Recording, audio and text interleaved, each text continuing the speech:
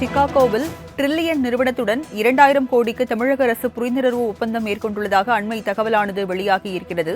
தமிழகத்தில் தொழில் முதலீடு மையத்தை நிறுவுவதற்கான ஒப்பந்தம் முதலமைச்சர் மு.க.ஸ்டாலின் முன்னிலையில் கையெழுத்தாகி இருக்கிறது. அதனை அண்மை செய்தியாக நாம் பார்க்கிறோம். 5000 பேர் வேலை செய்யக்கூடிய ஆப்டம் நிறுவனத்தை மதுரை மற்றும் திருச்சியில் விரிவுபடுத்த முதலமைச்சர் பேச்சுவார்த்தை மேற்கொண்டதாகவும் அண்மை தகவல் வெளியாகியிருக்கிறது. விவரங்களை செய்தியாளர் நந்தினி வழங்க கேட்கலாம். நந்தினி, பல்வேறு புரிந்துணர்வு ஒப்பந்தங்கள் முதலமைச்சர் மு.க.ஸ்டாலின் முன்னிலையில் கையெழுத்தாகியிருக்கிறது. விவரங்கள் என்ன? வணக்கம். டிரில்லியன் நிறுவனத்துடன் தமிழ்நாடு அரசு புரிந்துணர்வு ஒப்பந்தம் மேற்கொண்டிருக்கிறது. சிகாகோவில் தமிழ்நாடு முதலமைச்சர் முன்னிலையில் 2000 கோடிக்கு புரிந்துணர்வு ஒப்பந்தம் மேற்கொள்ளப்பட்டிருப்பதாக தற்போது அண்மை தகவல் என்பது வெளியாகியிருக்கிறது. தொழில் முதலீடுகளை ஈர்ப்பதற்காக அரசு முறை பயணமாக தமிழ்நாடு முதலமைச்சர் அமெரிக்கா சென்றிருக்கிறார்.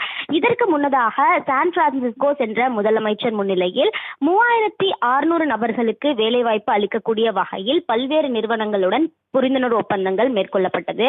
அதன் தொடர்ச்சியாக சிகாகோ சென்றிருக்கக்கூடிய தமிழ்நாடு முதலமைச்சர் பல்வேறு தொழில் நிறுவனங்களின் அதிபர்களை சந்தித்து பேச்சுவார்த்தையில் ஈடுபடுவதோடு தொழில் முதலீடுகளை ஈர்ப்பதோடு சென்னையில் தொழில் தொடங்க வருமாறு தொடர்ச்சியாக அழைப்பு விடுத்திருக்கிறார். அந்த வகையில்தான் டிரில்லியன் நிறுவனத்துடன் 2000 கோடிக்கு முதலமைச்சர் முன்னிலையில் தற்போது புரிந்துணர்வு ஒப்பந்தம் என்பது கையெழுத்தாகி இருக்கிறது. அது மட்டுமல்லாமல் பார்த்தோம் என்றால் தொழிலதிபர்களின் சந்திப்பின் போது ஏற்கனவே 5000 பேர் வேலை செய்யக்கூடிய ஆப்டம் நிறுவனத்தை மதுரை மற்றும் திருச்சியில் விரிவுபடுத்தவும் தமிழ்நாடு முதலமைச்சர் அவர்களிடம் கோரிக்கையை முன்வைத்திருக்கிறார்.